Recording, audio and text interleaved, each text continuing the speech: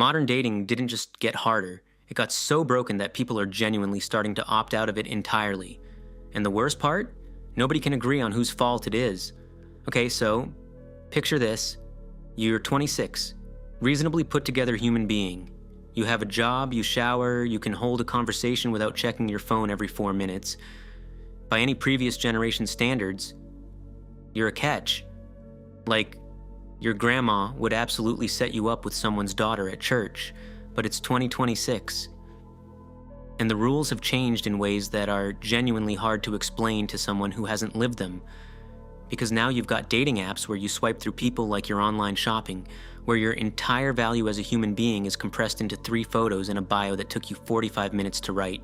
You've got a culture that simultaneously tells you to be yourself, while also making it very clear that yourself better be at least 6 feet tall, financially sorted, emotionally available, but not clingy, ambitious but present, attractive but not vain. The checklist is long and it contradicts itself constantly. And I've been watching this conversation play out everywhere. In comment sections, in podcasts, in group chats, in the kind of late night conversations that start with, "Why is dating so exhausting?" and end with everyone staring at the ceiling. So in this video, I want to actually dig into it, not just vent, though we're gonna do some of that, but actually look at what's happening. Why modern dating feels so transactional. Why men and women both feel like they're losing. What the data actually shows about how we're evaluating each other. And what, if anything, you can actually do about the situation you're in. Fair warning, some of this is going to be uncomfortable. Some of it is going to make you go, okay, but that's not entirely wrong. And some of it is just going to be sad in that quiet way that feels weirdly accurate. Let's get into it. Let's start with the thing called the tall woman theory. And no, it's not literally about height. Well, not entirely. The idea is this. Women, as a group, have been on an upward trajectory for decades. More women than men graduate from college. More women than ever before are financially independent, career-driven, self-sufficient. And that's genuinely great. Like, that's real social progress. But it creates an interesting dynamic in the dating market that nobody really wants to talk about out loud. When people have more options and more security, their standards go up. That's just how it works. It's not a character flaw. It's basic economics. And women who are educated, financially stable, and socially confident tend to look for partners who match or exceed their level. They date up, or they'd rather not date at all. The problem is that male social and economic performance has been not matching that trajectory. Male college enrollment has been declining for years. Male wages relative to cost of living have stagnated. And culturally, there's been a kind of drift. A lot of young men who feel like the script they were handed, work hard, be stable, provide, no longer gets them the outcome they were promised. So you've got this widening gap, women's standards going up, male perceived value, in the metrics the dating market seems to care about, either stagnating or declining. And the result is a lot of people on both sides of the equation who feel like the math doesn't work. And then there's the data point that's hard to sit with. Studies on dating apps, and there have been a few, have found a pattern that's pretty stark. When men rate women on attractiveness, their scores form a pretty normal bell curve. Average looking, some more attractive, some less. It distributes naturally. But when women rate men, the curve goes weird. A huge percentage of men get rated below average, like significantly below average, not slightly. We're talking about a distribution where the majority of men are considered below average by the majority of women. Now, you can interpret that different ways. Maybe women just have higher standards, and that's fine. Maybe the metric is off. Maybe the sample is skewed toward apps, which aren't representative of how attraction works in real life. But here's what it practically means. In the dating app ecosystem, most men are competing for the attention of a small percentage of women, while a small percentage of men have access to nearly everyone. That's not a level playing field, and it has knock-on effects for how everybody behaves. Here's where it gets uncomfortable. When supply and demand get that lopsided, behavior changes. On both sides, the men at the top, the ones with the looks, the status, the social proof, have options. A lot of them. And when you have a lot of options, you invest less in any single one. Why commit to something uncertain when there's always another match waiting? Why do the work of building something real when the app just keeps offering new ones? So you get a version of dating where the most desirable men are the least likely to commit. And that's not great for anyone. Meanwhile, the men who aren't in that category, which statistically is most men, are navigating a market where they feel structurally invisible. And that creates its own set of problems. Some of them just disengage entirely. They opt out of dating, retreat into online communities that confirm their worst suspicions about the world, and slowly calcify into bitterness. That's a real thing that's happening, and it's not good for them or for society. And then there's the transactional thing, which is the part that makes everyone feel kind of gross when they actually look at it directly. There's a story that gets told a lot in this conversation. Some version of, guy meets someone, first conversation, she immediately asks his height and his income, not as a joke, as a genuine screening question, like she's filling out a form. And look, I get it. Women get absolutely bombarded on dating apps. The volume of messages is overwhelming, and you develop filters fast just to manage it. That's real. But there's something about that specific interaction, height and income as the opening move before you even know someone's name properly, that captures something about what modern dating has become. It's a vibe check, except the vibe is a spreadsheet. And the guys on the receiving end of that kind of interaction don't just feel rejected, they feel processed, like they were an application that got denied before the interview started, and that leaves a mark, not in a dramatic way, in a quiet, accumulating way that makes them less open the next time, a little more guarded, a little more cynical. Now here's the thing nobody wants to say, but I'm going to say it anyway. Physical attraction is the entry point. It just is. Whatever we tell ourselves about personality and depth, and I just fell in love with his energy, we don't get to the personality if the physical isn't there first. That's not shallow. That's just how initial attraction works for most people. It's biological. You're not a bad person for having a physical type. But what's changed is the order and the weight people place on different things. When you're swiping through hundreds of profiles, looks become the filter because there's nothing else to go on. You can't feel someone's energy through a photo. You can't know if they're funny or kind or interesting, so the market reduces people to surfaces.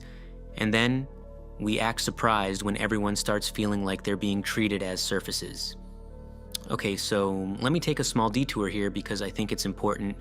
There's an interesting contrast that comes up when you look at different cultural contexts around dating and relationships. Like, if you spend time around more traditional communities, certain Hispanic families, certain immigrant communities, certain religious communities, there's often a different orientation toward partnership. Less about, does this person hit every item on my checklist? And more about, is this person a good person? Do we work well together? Do I want to build something with them? And I'm not saying those communities are perfect, or that traditional structures don't have their own problems. They absolutely do. But there's something worth noticing about the baseline question people are starting with. In one frame, you're looking for the optimal match in a market. In another frame, you're looking for someone worth growing with. Those produce very different dating behaviors. The market frame produces what we have now: constant optimization, constant comparison, a lingering sense that there might always be something better just one more swipe away. It produces the phenomenon that researchers have started calling the paradox of choice applied to people, where having more options doesn't make you happier, it makes you less able to commit to any single one, because commitment requires accepting that you're closing doors. And in a world where the app never runs out of new profiles, closing doors feels like losing. Your grandparents didn't have that problem, not because they were morally superior.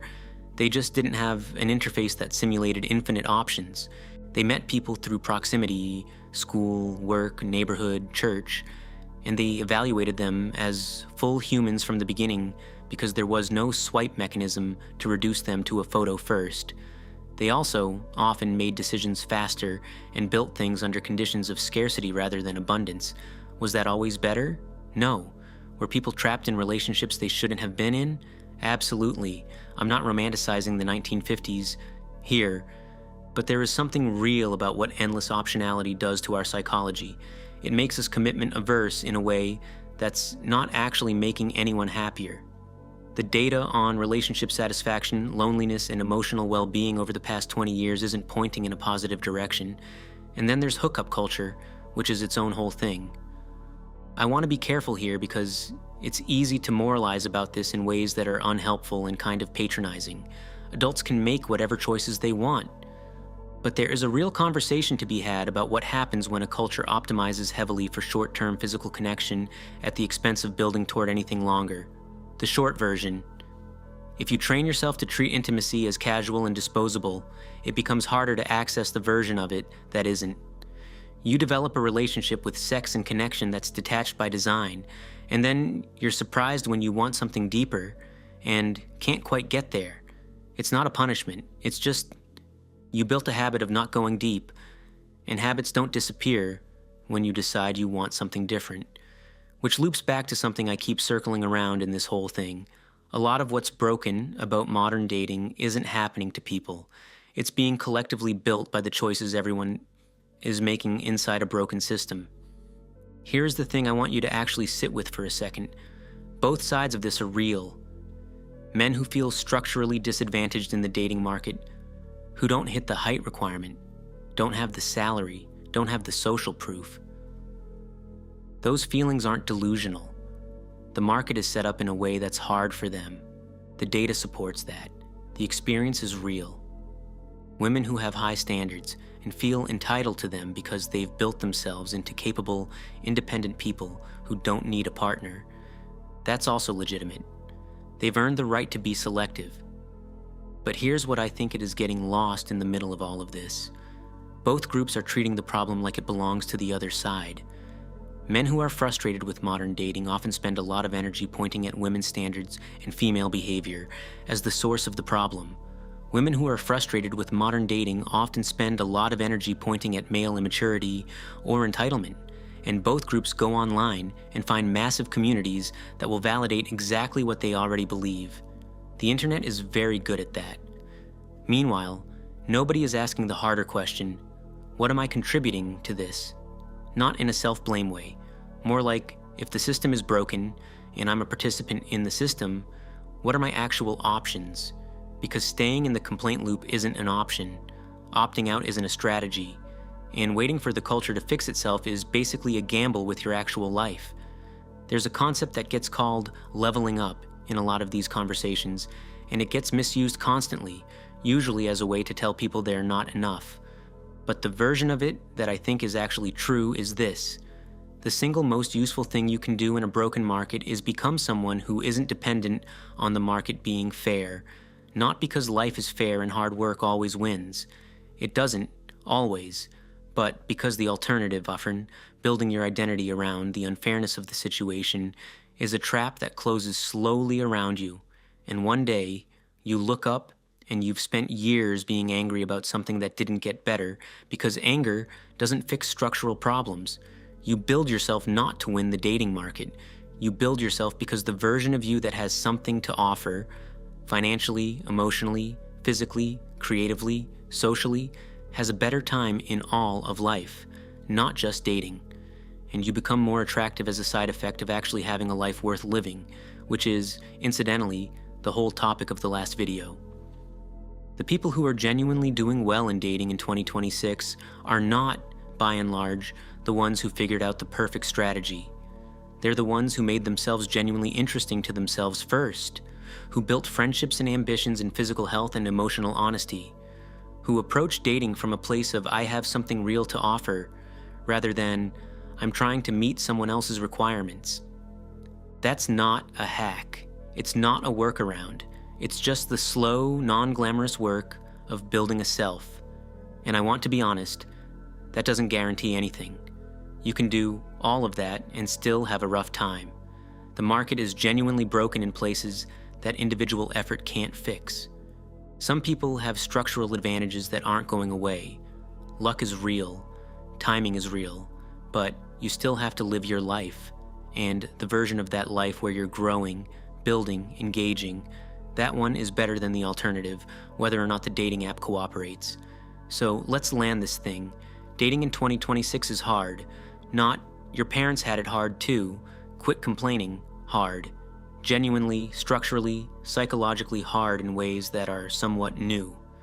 The combination of dating app mechanics, shifting gender dynamics, economic pressure, hookup culture, and social media's illusion of infinite options has produced a market that doesn't work well for most people.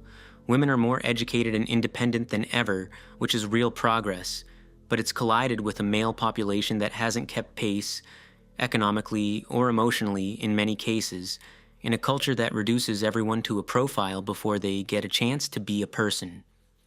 The result is men who feel invisible, women who feel exhausted and guarded, a collapse in genuine committed relationships, especially among young people, and a lot of people quietly wondering if they are the problem or if something bigger is broken. The honest answer is probably both. You cannot fix the culture. You cannot fix the apps or the economics or the gender dynamics with a 5-step plan, but you can build yourself into someone who is genuinely interesting, genuinely capable, and genuinely honest about what they want and what they offer. You can approach other people as full humans instead of as candidates. You can opt out of the transactional frame, even when the market is pushing it on you. You can decide that commitment isn't closing doors, it's building a door worth walking through. None of that is fast or easy, but it's the only move that isn't just reactive. The phone gets quieter when life gets louder, we said that last time. Same energy here. Dating gets better when you get more real, not more optimized, more real. If this video hit different, the next one on screen is going to make a lot of things click. Don't skip it.